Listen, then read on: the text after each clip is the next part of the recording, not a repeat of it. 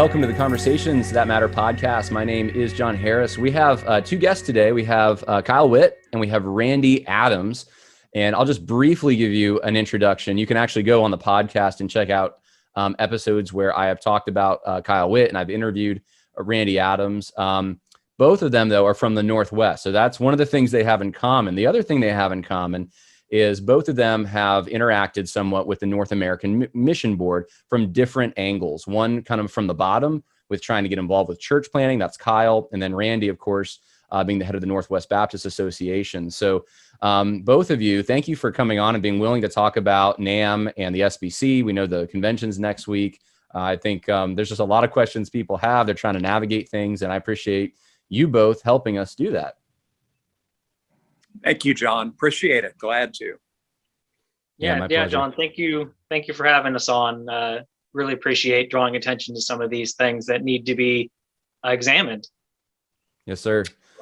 Well, I want to start with you, Kyle. You put out a video a few weeks, 2 weeks ago now, almost, cataloging your experience with the North American Mission Board. You said you were training with them for 2 years.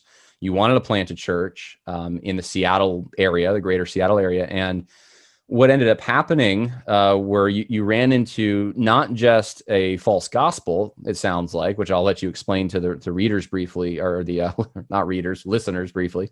And then you also ran into kind of some corruption almost, it sounds like, or at least some,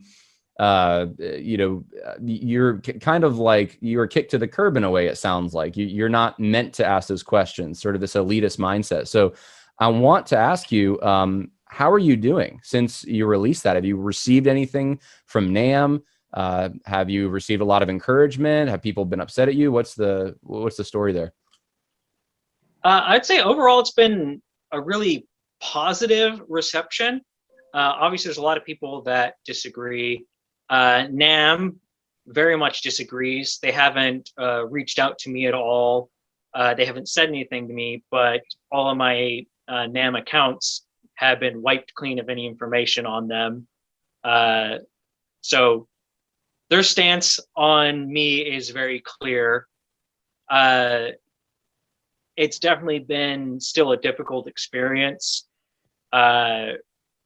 because there still have been a lot of people that disagree with me, even finding friends that disagree adamantly with me that I didn't think were going to, and losing relationships that I really, really valued. Putting yourself out there like that is going to get you attacked, whether it's from other people or it's, spiritual warfare. And that's definitely been something I've been experiencing on either side, is just that sort of continuous pressure. So it's not an easy or fun position. That's my point. Yeah. Well, we're thankful that you were willing to do this and to shed light where it seems like there's a lot of darkness. I know I get questions about not just NAM, but other entities and kind of what's going on. What are they really teaching? People that would be great whistleblowers, but are afraid of losing their jobs. And they're sometimes informing me about what's going on. And it's not always that great. I'd like to ask you though, Randy, because you're the head of the Northwest Baptist Association. Did this kind of thing surprise you, what Kyle went through? Have you heard stories like this that haven't made it to the light of day? Yeah, it's really not surprising. One of the changes at the North American Mission Board over the last 10 years is they have taken control or charge of all of the assessment of church planters. So all of the guidelines, all of the funding. One of the way we used to do it is NAM worked through state conventions, which meant we knew who the church planters were. We were much more involved in the assessment process. All of the funding that went to a church planter came through the convention. So there was a relationship there. We knew who they were. We knew how much money they were receiving, and we were a part of the assessment. That's all changed. So that now any new church planter, the money goes through the sending church, and that sending church for the Northwest, for example, which is Oregon, Washington, and North Idaho, sending church could be in Texas or North Carolina, and they have no real relationship or knowledge of our work in the Northwest necessarily. and we may not of them. So there's a lack of accountability when you have that. When you don't have local leadership involved with your church planters, local associational leaders, convention leaders, and whatnot, you can get into situations like Kyle experienced, unfortunately. And people are making decisions about your life that don't know you, don't live where you live. They live in another state, another region of the country, maybe don't understand our culture, our territory, and again, don't have the relationship with the churches and the pastors so that they can more effectively, develop responses and develop strategies and work with guys in a more personal way. It's more corporate, in a sense, and theologically. Oh, go ahead, Kyle. Oh, I was just agreeing with you because that's everything that I was experiencing, that sort of top-down rigidity, which is not officially how they claim they operate, but when you control the training, the assessment, and the purse strings, yeah, you get that control. Well, this sounds like a problem, and I would wonder, Southern Baptists who are listening, that all they want to do is give their money and it to go to making disciples of all the nations. What's the solution here? It sounds like, Randy, you are supporting Kyle in some way, at least. It's actually almost shocking. I don't know if this would happen with hardly anyone else in the position that you're in, where they would actually stand with someone who is at odds with an entity like the North American Mission Board, but you're doing that. What's the solution here? How do we get back to local accountability and authority and just getting rid of this secrecy and the false gospel that comes with it? Right. I think it begins with transparency. I think Southern Baptist, NAM is really good at marketing. They're not very good at planting churches, nor are they very good at helping us do evangelism. So, for example, even though their church planting budget has grown by threefold, $50 million a year increase, we're planting less than half as many churches. The reason being is they alienated and eliminated really the relationships at the local level. They have a strategy. It's sort of like one thing that came to me the other day. It's like kicking against the goads. When you have a top-down strategy in which you, from a maybe even a population demographic, decide that the cities are where you need to put your resources and your people and whatnot, not necessarily, however, understanding those cities or knowing how God's at work either in those cities or maybe nearby towns. NAM leadership, they know the name Seattle. They might know the name Spokane. They probably haven't heard of Wenatchee, maybe not even Coeur d'Alene or Richland or, any number of towns, sizable in many cases in the Northwest, Longview, Washington, places like that, where people who live there actually know. And they know what the needs are. They know what the issues are. They know where the strong churches are and where people and places are that are under-churched. You always do better if you defer to those who live there and are at the local level. And then the other thing is, if NAM gets it wrong strategically or theologically, it affects all of North America. If we go off the rails in the Northwest, then it affects the Northwest, but it doesn't affect California or Maryland. But if NAM goes off the rails in terms of their strategy or their theology or their practice of assessing church planters, whatever it might be, then it affects the entire country. And so my contention is they've gone off the rails in certain respects. And even though they have tons and tons of money that they're applying to church planting, they're getting far less for it. And now, as we see some of the theological issues emerge, adding the great requirement, which I hadn't even heard of until fairly recently, this social justice element to the gospel, and saying that the gospel isn't sufficient if you don't have the great requirement, some social justice aspect added to it. I mean, that just flies in the face. If Southern Baptists knew that, and on video, the president of the Send Network, Dahadi Lewis, is recorded on video talking about this great requirement and how the gospel is incomplete if you don't have that included in the gospel. And it's scandalous, it's wrong, it's not biblical, it's not correct, but it will affect the entire church planting network in all of North America because it's top down from NAM, not respecting those of us at the local level. Wow, that was powerful, and it's incredible to me to even hear someone going after Nam. I mean, this probably doesn't make you many friends, Randy. I would imagine. And actually, Randy, I think your video might have gone out there for a second. Yeah, you know what? I've got to. Oh, okay, that's fine. I had a phone call coming in. Can you imagine that? I'm on my iPhone, and so I didn't know what that did to the camera, but obviously it messed it up. Oh, that's fine. Yeah. I think I've had that happen before too. And I know you're in a hotel. Are you in Nashville right now, getting ready for I'm the in convention? Nashville now. Okay. Yes. Kyle, you're not in Nashville, I don't think. I can see by the log cabin wood behind you. It looks like you're in the Northwest. Yep. Yep.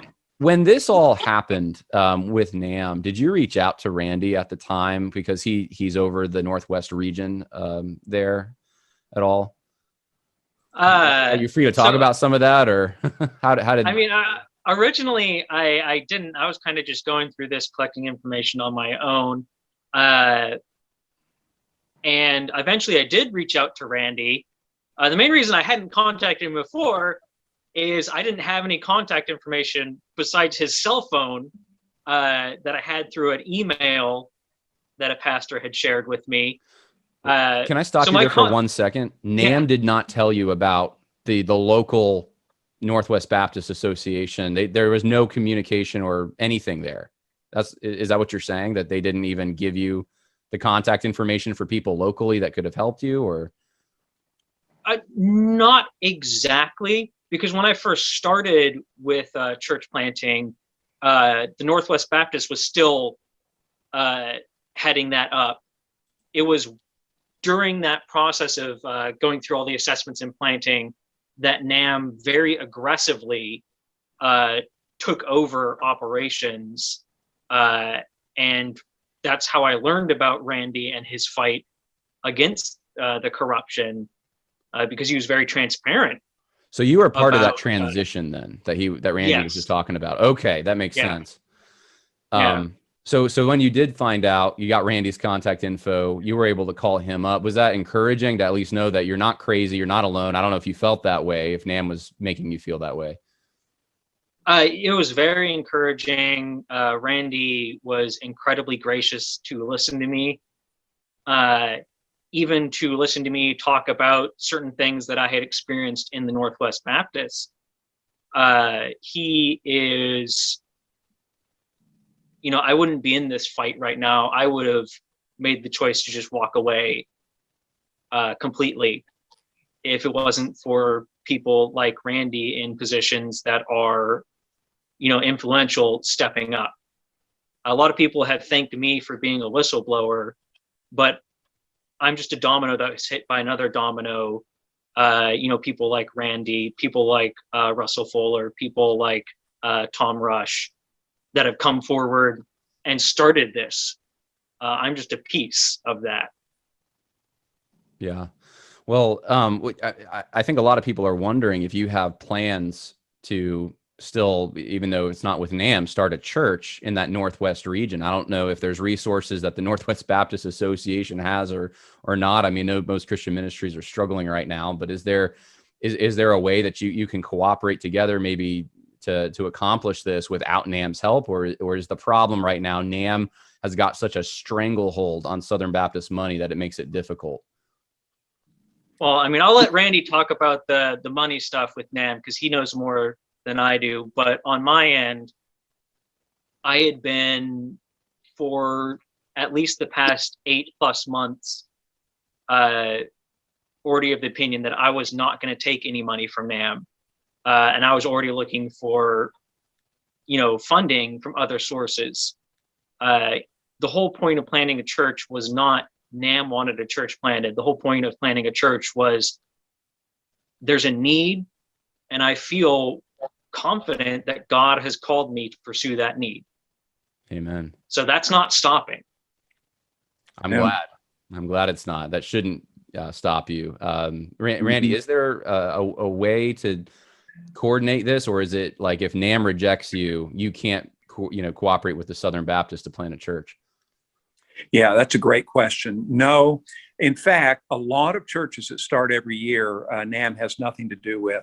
Last year, it was reported that there were 588 new churches started by Southern Baptists. And I don't know because NAM doesn't report. And that's part of the whole transparency issue. It's part of the trust issue. Transparency builds trust. And NAM doesn't tell us how many of those churches they fund. I do know they fund far fewer than that. I would guess maybe 300 to 400 last year they funded.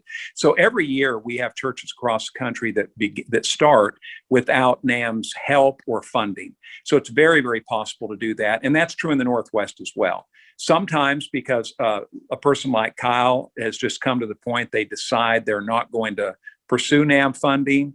Sometimes guys don't qualify for one reason or another. There may be a good reason they don't, there may not be. Or sometimes they just don't want to go, jump through the hoops and all of that sometimes you have to with North American Mission Board. So in the Northwest, for example, we don't have a great deal of funding right now because a lot of our funding came through the North American Mission Board, and we had joint funding for church planting staff. All of that is ending. So what we've chosen to do, different than some, we are keeping all of our church planting staff. So for example, I'll have 5 guys in the Northwest just to work with people like Kyle. And some of those people will receive NAM funding, some won't receive NAM funding, but they'll at least have someone in the Northwest who's working with them, encouraging them, helping, training, all of that. The funding, the monthly funding, that right now we don't have a great deal of monthly funding, but we do have relationship. And what I've told our staff and increasingly our convention is that we're prioritizing relationship over funding. And so that's why we've kept our staff. Gotcha. Well, you're both in the Northwest, and I was just recently, obviously I was with you, Randy, near Portland. I went into Portland and I saw kind of the situation there. And it's shocking for anyone who's never been there, if they're coming from especially a small Southern town or even just a small Midwestern town, to see that the attitude, and I won't go into all the details of what that looks like, but secularism is the supreme religion. It would seem like, where you are, and you're close to Portland, I know, this is a place where Southern Baptists ought to be looking towards funding churches and also experiment, not experimenting in a scientific sense, but at least figuring out, okay, what's the best way to go about church planning in this culture? Because this is what's happening to the whole country. It seems like all the things we read about in the news that we're scared of happening, they're already happening in Portland. It's like, this is the place for Christianity to shine the brightest. And I know you have a lot of experience with that, which is certainly, I think, needed. And, as you go into the convention next week, I know you're running for president. Coming from this very secular world, and then you're going to be in Nashville with all these Christians, most of them probably from the Bible Belt. What's on your mind as far as what you'd like to see happen? I don't know if you have like a written platform or anything like that, but when it comes to NAM, I know the ERLC is a hot button issue right now, so the sex abuse stuff. What do you want to see happen in the SBC to prepare this big denomination for what's coming? Because we can see it, and I know you're living it. Well, at randyadams.org, I do have ideas and a platform, you might say, and people can see that at randyadams.org. I have a lot of articles listed there. But you're right. In the Northwest, about 4% are in church on Sunday.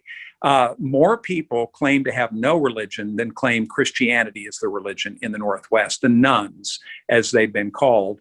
The Northwest is kind of the home to a lot of the nuns. And so in terms of evangelism, in fact, I don't talk about church planting. I talk about church gathering. I don't really like the term planting. I think you plant the gospel in the hearts of people, and then you gather those who say yes to Jesus into a church. And so that's really what we think of. Sometimes in the Bible Belt, new churches can start by gathering believers who are disaffected from another church. That's not very easy to do in the Northwest. There aren't many of those kinds of people there. What we need are evangelists. We need people who are sharing the gospel of Christ and then gathering those people, making disciples, and then gathering those disciples into churches, new and old. That's really what the focus is in the Northwest. And increasingly, that's what it is in the country. My platform is transparency. Transparency builds trust. Accountability stops corruption. Participation empowers churches. And I say that because we do have a lot of issues right now in Southern Baptist life. NAM is one of them. The dearth of evangelism and church starts, new church starts, we're at an all-time low. Our baptisms last year, now it was a pandemic year, but we baptized the same amount we did in 1919, which was the last great pandemic, the flu epidemic of 1919. So we're really sucking wind. We are in a world of hurt. We're in steep decline. And if we don't wake up to the reality of our current situation, I don't think God is going to bless us with the spiritual resources required to see Him do what He wants to do through us. I believe God wants to reach people. I believe God wants to start churches. He wants people to know Him. But God finds a people who are righteous and holy and have a heart for Him through whom to work. And if Southern Baptists aren't those people, He'll find someone else. My hope is that we can be those people, but we got to root out the corruption in our own camp. And we have corruption in our own camp. And I document that in a lot of the articles I've written, giving very specific examples, which I think we have to do. But when we're talking about theological problems, financial problems, issues with the North American Mission Board, the very first step to dealing with all of these is just identifying reality. And that's what transparency is intended to do, the reality of our theology, the reality of our finances, the reality of our performance. So transparency. And the reason right now we are in such bad shape, or at least one huge reason, is we don't trust. There's very little trust. Trust has been greatly damaged between leaders in the Southern Baptist Convention. And that's because there is this lack of transparency. Now, Baptist people, the average Baptist pastor, they just want to love people. They want to reach people for Jesus. They want to send missionaries. I mean, that's where our churches are. And I think our churches and our pastors are heartbroken that we're not able to focus on the mission, because Southern Baptists are proud of themselves as a mission-minded, mission-hearted people. And they're heartbroken when we get distracted from the mission. But what I would say is when you don't have trust, you won't have a united mission. And therefore, we have to have transparency and accountability to build back trust. If we don't do that, we'll lose whatever we think we now have. You know, Randy, you just said something remarkable that I haven't heard a lot of. I don't know if I've heard anyone say it the way you just said it, but that God's going to use someone, but it may not be the Southern Baptist. You're open to that idea that it just may not be that denomination. And to me, that is a breath of fresh air because I have heard even from conservatives, this sort of institutional thinking that we're the Southern Baptist Convention, and there's so much of an identity wrapped up in that it's very hard to ever criticize any of the people that are running some of these entities or the entities themselves. It's very hard to shine a light when people are unwilling to do it. And so you seem like a kingdom-minded person. This is one of the vehicles for God to use, but it may, look, if this vehicle crashes and goes off the road, God's going to pick another one. And that is a breath of fresh air to me. And I'm so glad you said that. On a practical level, Kyle, and I'll start with you, and then I want to hear what Randy says too, but what in the Northwest, I know there's not a lot of Southern Baptists, the ones that are there though, that are trying to plant churches, that are trying to make inroads into reaching this very lost culture for the most part, if it's anything like what I saw in Portland, what are they, if they're doing what NAM and Dottie Lewis want them to do, which is this sort of social justice attachment to the gospel thing? Number one, is that happening a lot? Are the new church plants doing that? And number two, is it working? And Kyle, if you have any examples of that, I'd be curious to hear them. I guess it means a little bit. What do you mean by working?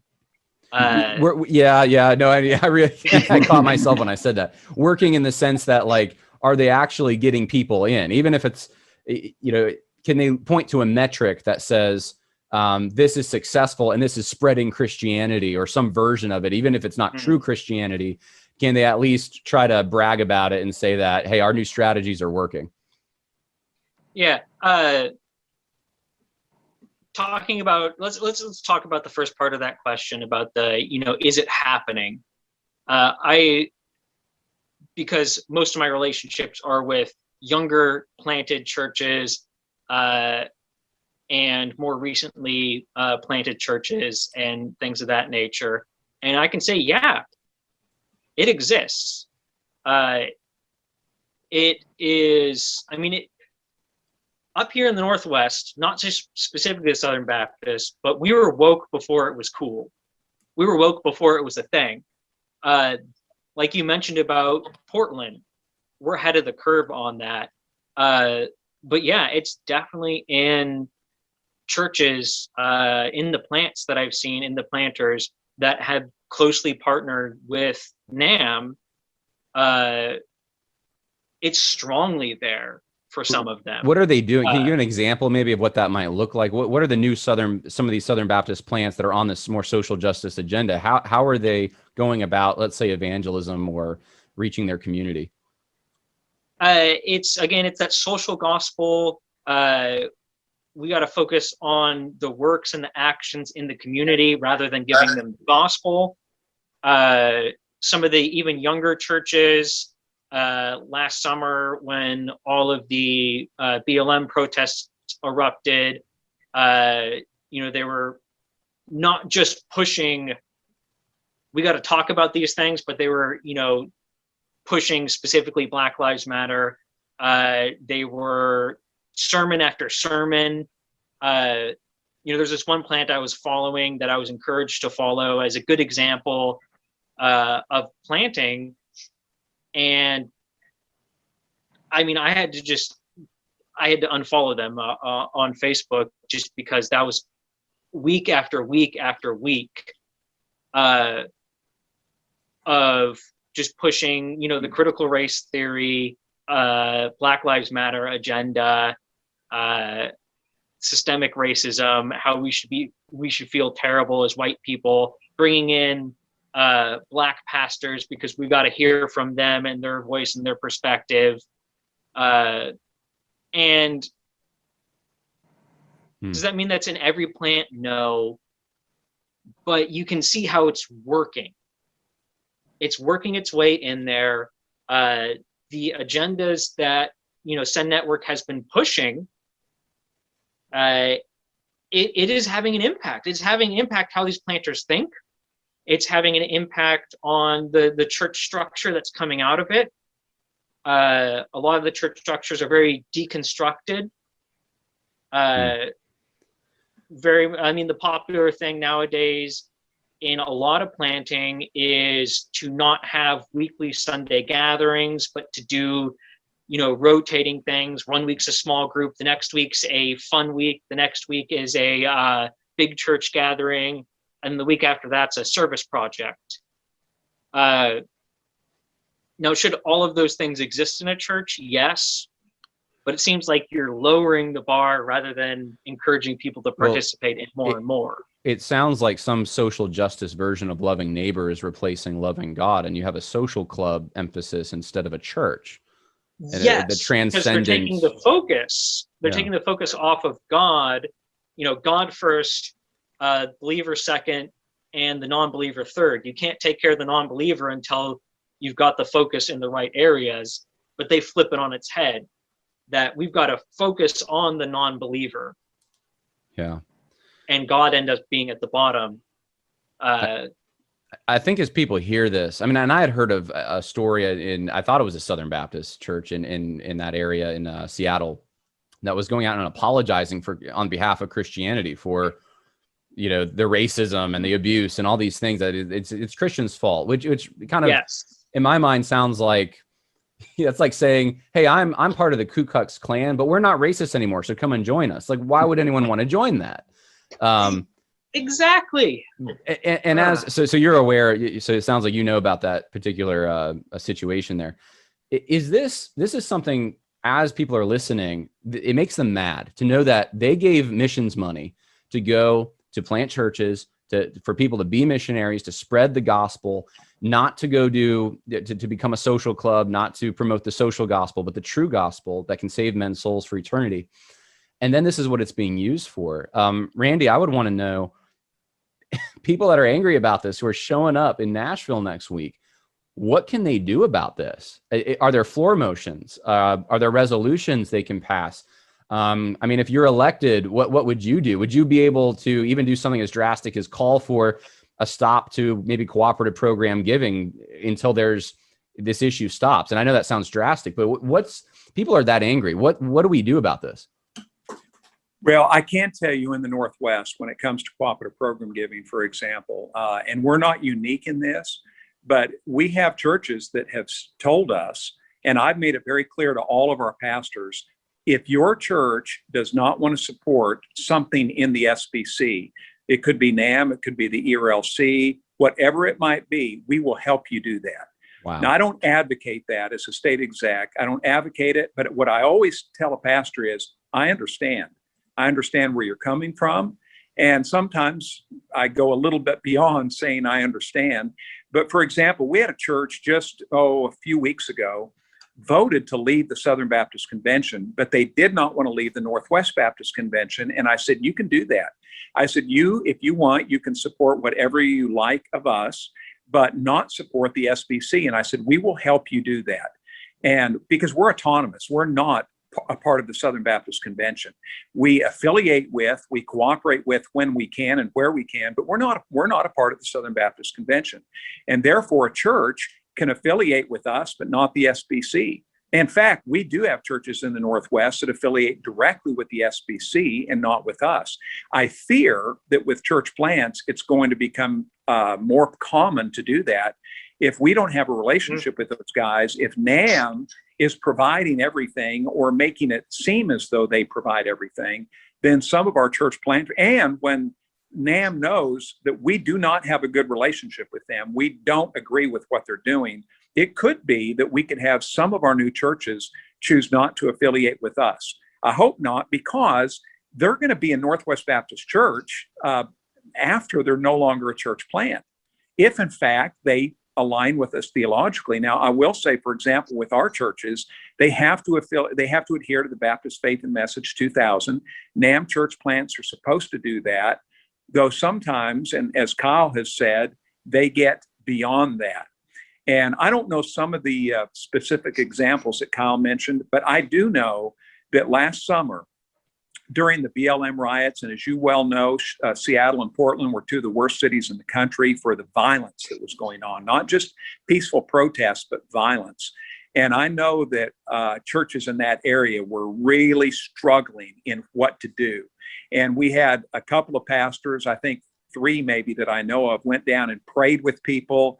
And whether they did more than that, I don't know. I did not attend, and I wasn't in CHOP, for example, in Seattle to actually put my eyes on what was going on. But it was a very, very difficult time. I will say, I think at least in 1 or 2 guys' cases, they learned a lesson. You know, they got caught up in what they saw happening. And I think they realized they got caught up in ways they shouldn't have, posting things on social media and whatnot they shouldn't have posted. But anyway, that again, it gets back at the fact that if all of their support is coming from Alpharetta, Georgia, it gives us less opportunity to have influence in their lives and to help them in situations like they found themselves in last summer. Remember too, a lot of these church planners, they're young guys. They're relatively inexperienced guys. And, they haven't pastored churches before, most of them. They haven't planted churches before, most of them. They're figuring this out for the very first time.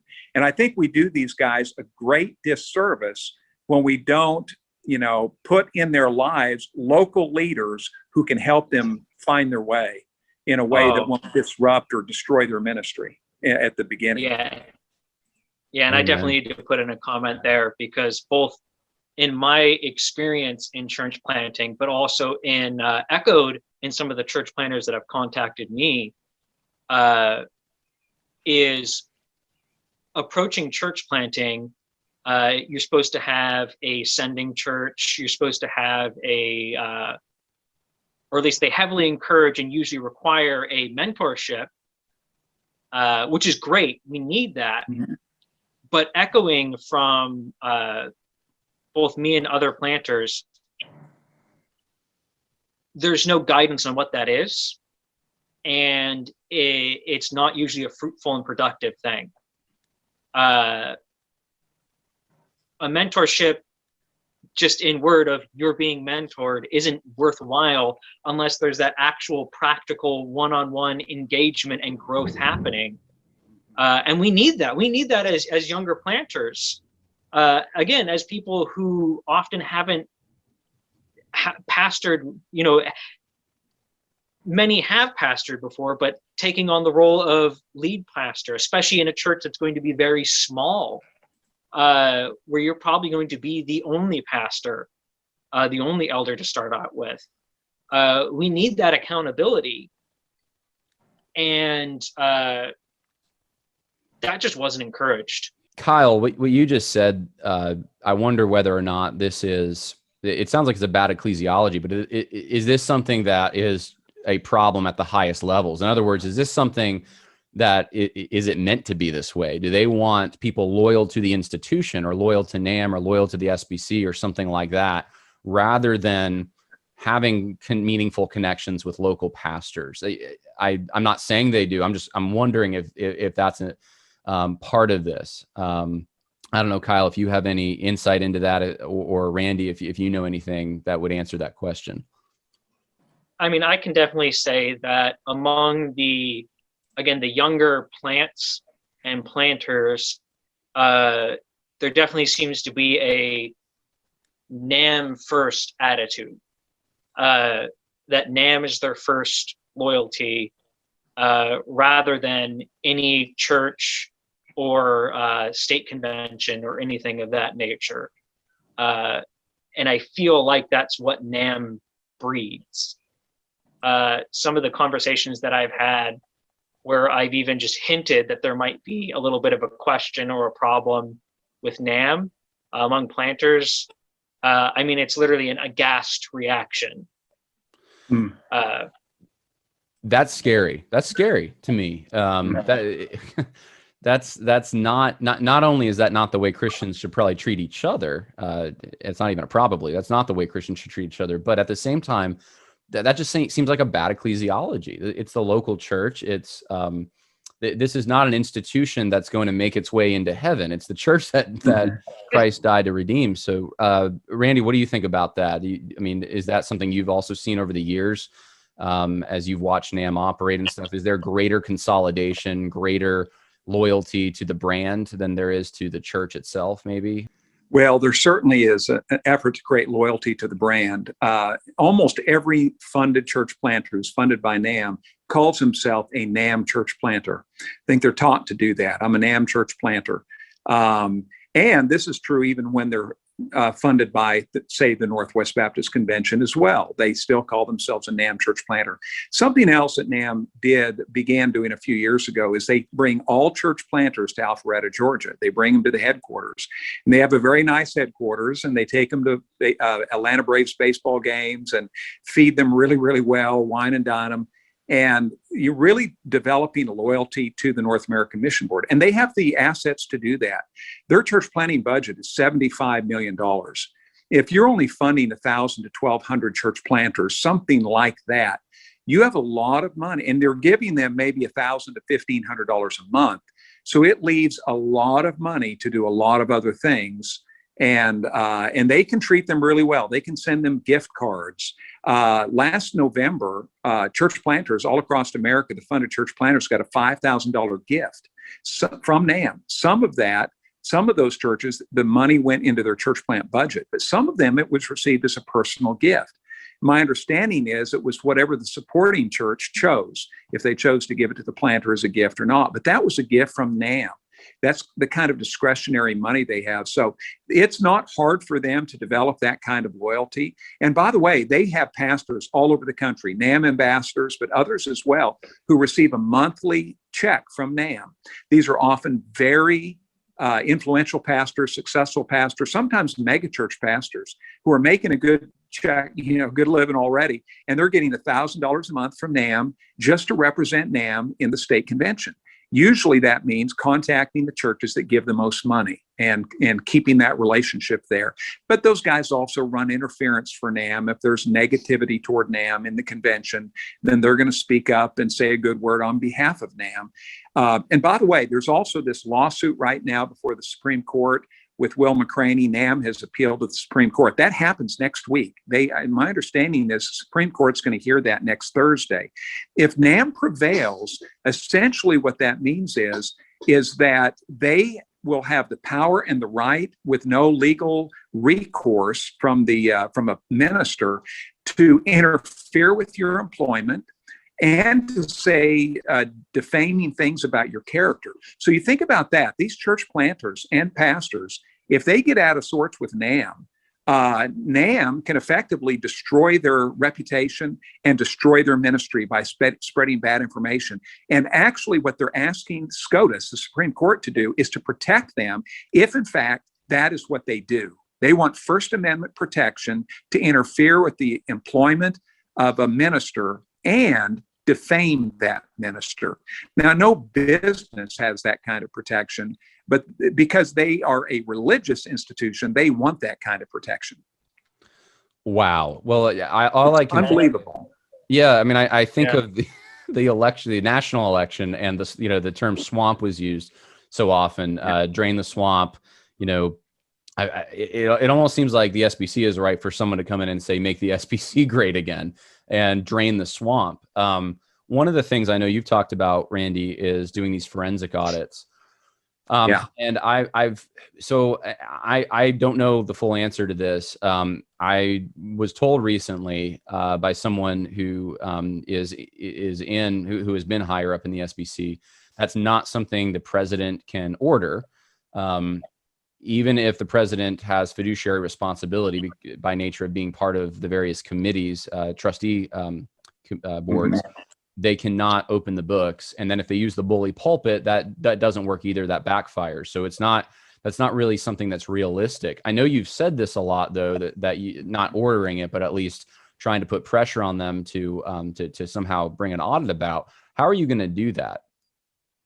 Well, again, the first step is transparency. And transparency does involve the audits of the books, but also the president of the convention is a trustee of every entity. As such, trustees have fiduciary responsibilities, and that gives them, or it should give them, access to all the financial information. Now, I know that some entities don't want that to happen, but I would not serve as a trustee for any entity if they wouldn't give me access to the finances, because trustees are responsible legally. Trustees have an obligation when it concerns the financial propriety or good work of their institution on whose board they sit. So that would be number one, the transparency. And then if an entity resisted that, I would point out every area of difficulty, corruption or possible corruption I could see. I would make comparisons, as I have with NAM, but NAM can choose to ignore me if they want right now.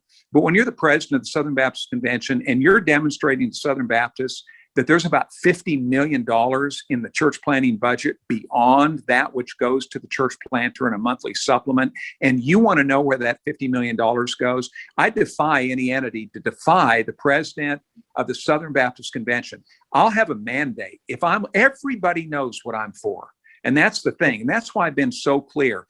Every Southern Baptist who votes for me, they're voting for me because they want the books open and they want accountability. And therefore, I'll have a mandate to which and with which I can take to every entity. And if they try to resist that mandate, they're not just resisting the president. This is the Southern Baptist Convention who has spoken through their new president. And I would dare say there's no president who has come into that office with a more clear agenda than I will. And, the bully pulpit, now it may be said that the bully pulpit, it sometimes backfires when presidents have used the pulpit in that way, but no president has demanded transparency. I mean, who can stand against an argument for transparency? Who can stand against an argument for corruption? And I've had people come to me. So, for example, we know that Tom Rayner got an over $1 million compensation package when he left Lifeway, and I've talked about that. Well, just recently, when Russell Moore left the ERLC, we learned through a whistleblowing trustee who called me. Now, the reason he called me is he didn't know me. I don't know him personally. I've never met him. But he knows what I've been calling for, transparency and accountability. So he felt like he could tell me privately the compensation package that they gave Russell Moore, which was 4 months with benefits. Again, he wasn't negotiating this. This is what he was informed through the trustee officers, 4 months with benefits and another 2 months salary. And so the question is, Russell Moore quit to take another job. He wasn't fired. He didn't retire. And so they're not giving him a retirement gift. He quit with 2 weeks notice to take another job. What pastor has received 6 months of pay when he leaves one church to go to another? I don't think anyone has ever received that. And when you learn that, and when Southern Baptists learn that, they will demand answers for things like that, or they'll withhold giving. And as I mentioned before, our convention makes it possible for our churches not to support entities that they don't want to support. That's the one thing I think these entity leaders really care about, is continued funding for their ministry. And there are different ways. By the way, the executive committee of the Southern Baptist Convention, if they were not so weak, which they sometimes are weak, I believe, they have the power to recommend a change in cooperative program allocation. So when we have a problem with an entity, the executive committee can recommend that their cooperative program allocation be reduced. Now, they've not yet been willing to do that. They didn't do it with the ERLC. They haven't done it with anyone in my memory, but they do have that power. They are hesitant to use that power, but they have it. And if pressure is brought to bear by Southern Baptists, either in the national meeting or through their president, then that can happen. Well, you have now, almost 17,000 people showing up next week, which many have interpreted this as this is conservatives who are angry coming to right the ship or whatever. I think there was some controversy. I'm not even sure what it quite was about. Some guy used a pirate flag or so, I don't even know. But there's this anger. There's this sense that they've been giving money to this entities and this denomination that they're not actually getting any return for it. It's going to like politicians, corrupt people. And so my question is, not what can't be done, but what can be done. So you've outlined a few things there that you would be able to do as president. I'm wondering, are there floor motions that can be brought? Can we start, you said there's kind of the executive committee's been kind of weak.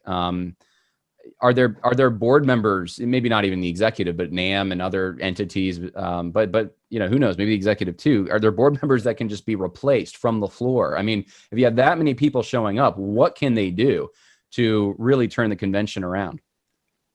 Right. You can replace board members when they are up for election. But you can only do it one at a time. So you would have to pick the board member that you want replaced when he's up for election, and you have to submit an alternate name.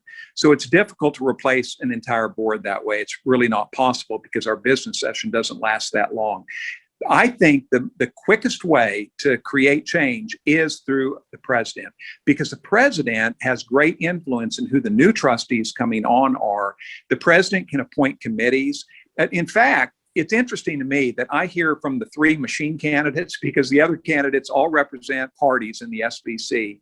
And I hear from them what can't be done sometimes. And they say, oh, Adams is promising things he can't do. Well, back in 2009, Johnny Hunt established a task force called the Great Commission Task Force, which brought a recommendation to the 2010 meeting called the Great Commission Resurgence Recommendation. I think it was a bad recommendation. I think it's the result of much of what we've suffered today in terms of our decline. But that motion did pass. And it was a motion voted on by the Southern Baptist Convention, a task force recommendation by the Southern Baptist Convention. So it had a lot of authority, a lot of power. The staff at the executive committee could not usurp the vote of the Southern Baptist Convention. So that's one thing a president can do. He can appoint a task force that brings recommendations to the convention. If the convention accepts those recommendations, those are binding. As long as they don't violate the bylaws and the Constitution of the SBC, those are binding. And that's one thing that I would definitely look at doing. So far as asking NAM to re-up and come up with a new evangelism strategy, people don't even probably know this, most Southern Baptists, but NAM eradicated evangelism. Back in 2011 and 2012. We had 50 evangelism staff in the national office. They reduced that to one part-time person and his assistant. And he was a pastor, just a part-time evangelist. That's all they had.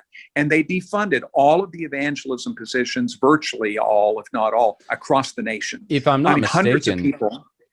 Yeah, I'm sorry to cut you off. If I'm not mistaken, I think that's been reduced further. I just got a message. I'm remembering it from someone, I think in Georgia, but they messaged me, and I think they said that the staff person is now the only. They have one person essentially that's focused on evangelism. But that could you just rattle off those numbers again? What did they go from? They went from how many? They went from 50 to a part-time person, and then part-time. That's insane.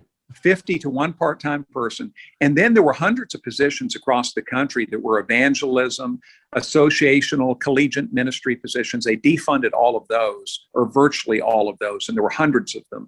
And that's one reason we plummeted in baptisms, is because we don't have strategy being developed at the national and the state level like we once did, because the funding was reduced. It was eliminated, actually. Well, then a few years ago, I actually wrote an article, and I mentioned this. I really outed what had happened, and it created kind of a firestorm. And that's when Johnny Hunt was hired. He was hired about 2 months after I wrote this article, right before the SBC, that created kind of a firestorm. Well, Johnny Hunt's a great preacher, but he's not full-time to my knowledge. He's a preacher. He's not an evangelism strategist. He doesn't have the staff to do that. They've hired a couple of others. And I know one, the collegiate person, still has his collegiate job in California, and he works part-time with NAM. So they've got a few people who are part-time, maybe one or two full-time people. The person who is actually the executive director for evangelism for the North American Mission Board is a female who just 2 or 3 years ago was a ministry assistant at NAM. Now, she's probably a great woman. She's maybe a great personal soul winner, but she's never been a pastor, obviously. And she was a ministry assistant. I really don't know her background. I don't have anything against her. She may be awesome and wonderful, but I just don't think that a person who's never pastored a Southern Baptist church, who was a ministry assistant 2 or 3 years ago, should be leading as the executive director for evangelism, the North American Mission Board. It just makes no sense. Wow. And I think I should have let you talk, because I think that's what I was very vaguely remembering, and you just articulated very clearly. One more issue I want to get to is the sex abuse thing that's happening, that's controversial right now. I've talked about this on the podcast. I don't like the way that Caring Well went about this, just because I see and people who are wondering about this can go back and watch or listen to the podcast I put out, but I see standpoint epistemology very at play in who they platformed and how they did it. Out of, all the people that they had speak, only 4 of them were pastors, and only 1 was speaking in their capacity as a pastor. And that was someone from a counseling pastor from J.D. Greer's church. Everyone else, they had some lawyers and some other people, but most of it, the emphasis was just on survivors, on victims, and that their stories, as sad as some of them may be, these are they possess the knowledge necessary for navigating this. You have to believe them. And then they put out a document, the people participating in Caring Well, which is more radical in my mind than the actual conference. And the deeper you get into it, my point is, the more radical it gets, the more Me Too, the more believe women. There was even one part that said innocent until proven guilty is only for legal matters, not for any matters in the church. And they took 1 Corinthians 13 and said, love believes all things. So you should always believe the victim. So without any investigation, I think there's a lot of wisdom and discernment that must come with this. And pastors know about that. They know that there's people who come to them with stories that aren't true sometimes. And maybe based on past experience, they might have some skepticism. They also know there's people that are very trustworthy. They know that come, they're more likely to believe that story or investigate it more. And of course, the Bible does, there is, even in the church, this sort of standard of 2 or 3 witnesses. But all that aside, not liking Caring Well, that's my own mini critique of it. Doesn't there need to be something done when you do hear some of these legitimate stories of people who, my wife, told me a story about when she was young in the church she grew up in. There was a man who came. There were some issues with this man, a pastoral. We became the pastor, I guess. And they ended up finding out after he left and did a lot of damage that he had been doing that all over the place, going from church to church, destroying churches, causing a trail of destruction. And because there was not communication, because there was not accountability, and the churches weren't, motivated to reach out, I guess, or they didn't know where this guy had went. It's hard to catch these guys. And I know we don't live in a perfect world, but Randy, what is there a better way? There's got to be something. Well, yeah, there does. I think one thing we've learned is that we are not very good at investigating ourselves. And so when there is a charge made, we need to find an independent way of investigating. The Ravi Zacharias case, among others, have taught us that. They tried to do an internal investigation. They totally bungled it, and they lost their entire ministry, basically. They've gone down the tubes. And so, for the most part, I think. So I think one is you need outside independent investigations when you have allegations like this. And I personally know of a pastor who had multiple affairs in a church. This is many, many years ago. And the church was embarrassed by it, and the leaders were, and nothing came out publicly to the congregation, but they let the man leave. And he left and moved to another state and found another church. And the man who followed him, I didn't know that man. I knew the man who followed him. In 1 year, in a church of less than 150, he had 4 women come to him and confess that they'd had relations with the former pastor. Unbelievable stuff. And so we know things like that happen. We know abuse happens. We need to do everything we can to root it out. I'm in favor of an interdenominational database system for offenders. Now, here's the thing. Some have said that we need to put people who've been credibly accused into a database. That makes me very nervous because, first of all, define credible. What is credibly accused? Certainly, we can agree that anyone who's been convicted of a sex offense can be put into that database. And there may well be a way we can put others in a database. We would need attorneys and a legal process to do something like that. But I do think that that the victim or the person who's been harmed and hurt needs to come first. And at the end of the day, our churches will be better and stronger and more healthy if we always put the victim first and do everything we can to help that person. Again, like you said, John, it doesn't mean you believe every story that you hear, but it does mean that you have to do all you can to help that person and do some kind of investigation to find out if their story is credible. And that investigation, again, needs to be some kind of outside independent investigation. Now, I will tell you one thing I've done. I've only had, fortunately, once in my whole ministry, a staff member commit acts of immorality that were ever caught.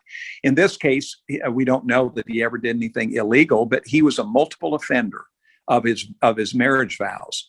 And he just immediately resigned when he was caught But what I did is I emailed all of our churches, all of our pastors, told them why he resigned, why he was gone.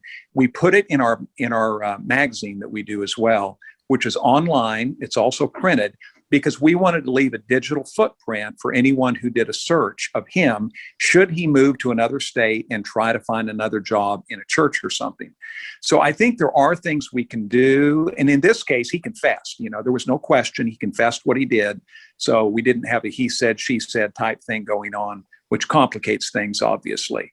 But we're in trouble. There's no doubt about it. And I mean, just today, there's stories about how our executive committee of the SBC maybe did not handle abuse victims well. And there are executive committee members calling for an independent investigation of the executive committee of the Southern Baptist Convention. I mean, that has never happened, to my knowledge, in our entire history, that they have called for an independent investigation. So this is a developing story right now. And it's a very serious story. And really, how it's all going to settle out, I don't know.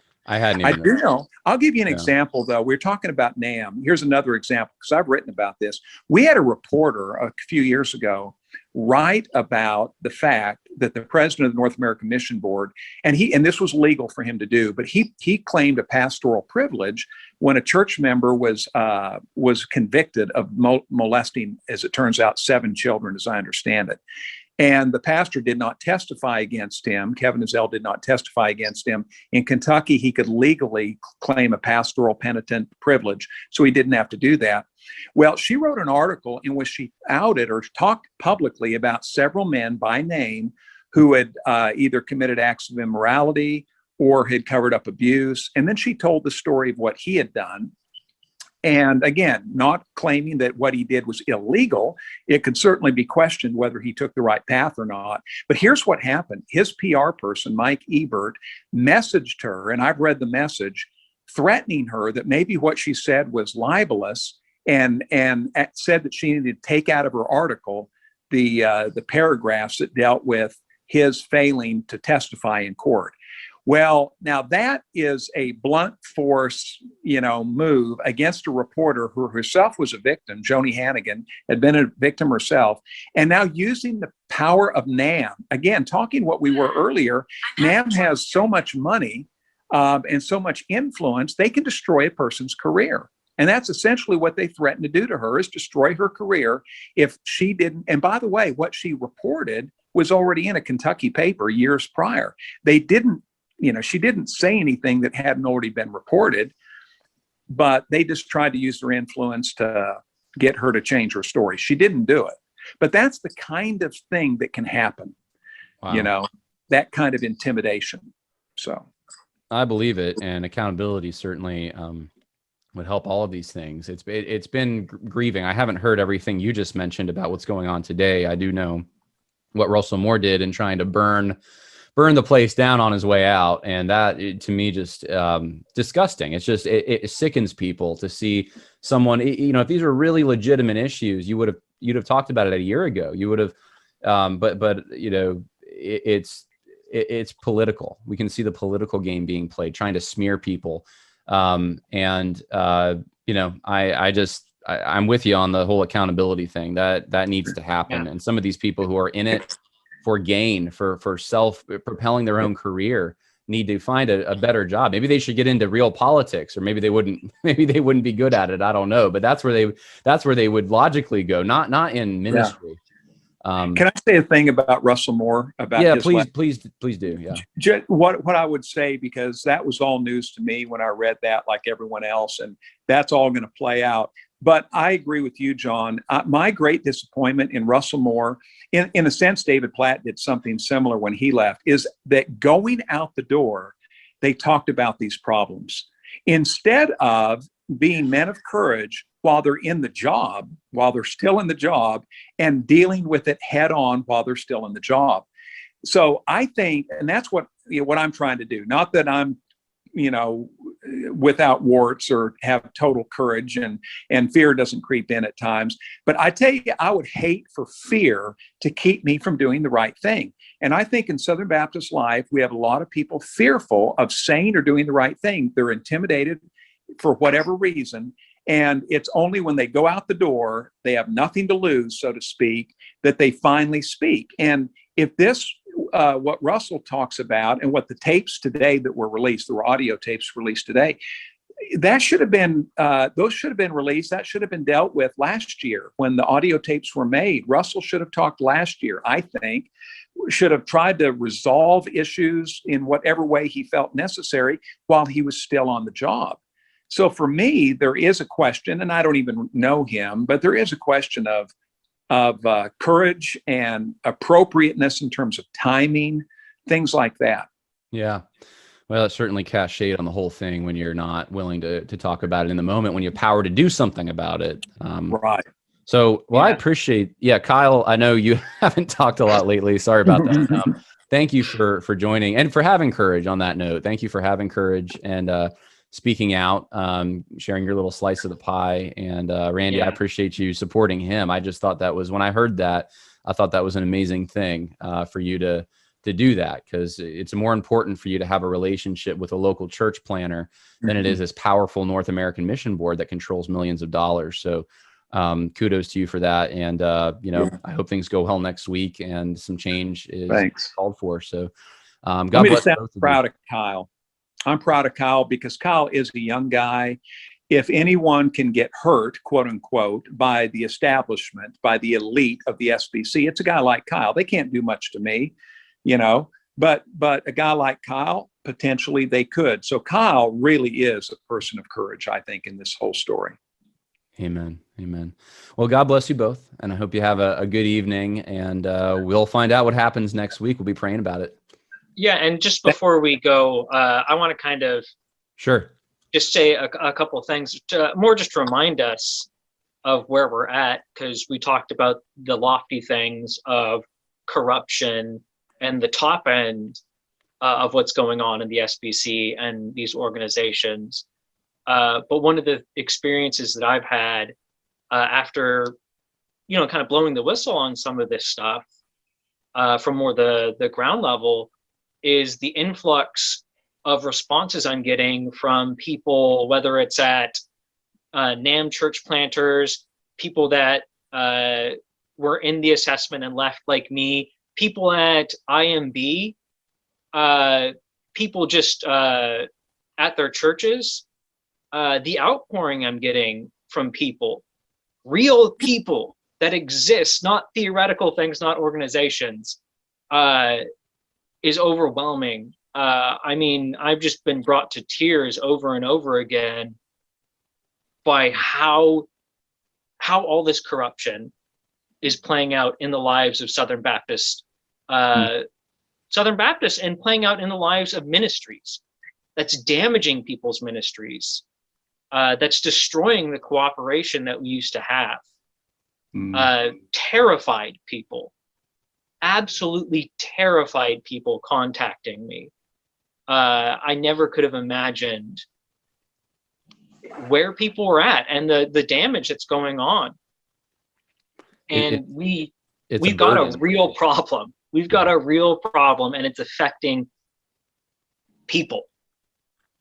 It's affecting people. It's affecting ministry, and it needs to change.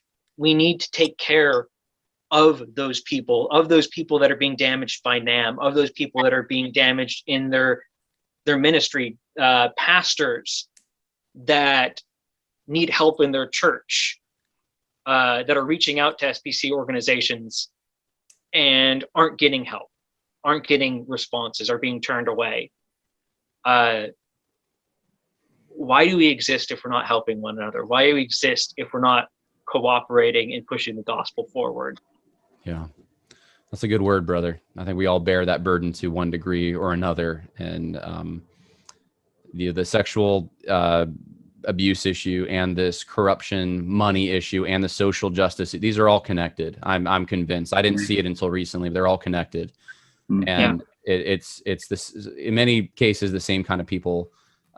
It's just obvious when you don't have accountability, when people are free to operate with money and they're sinful men, get into these positions of power, you're going to have those things. And so Yeah.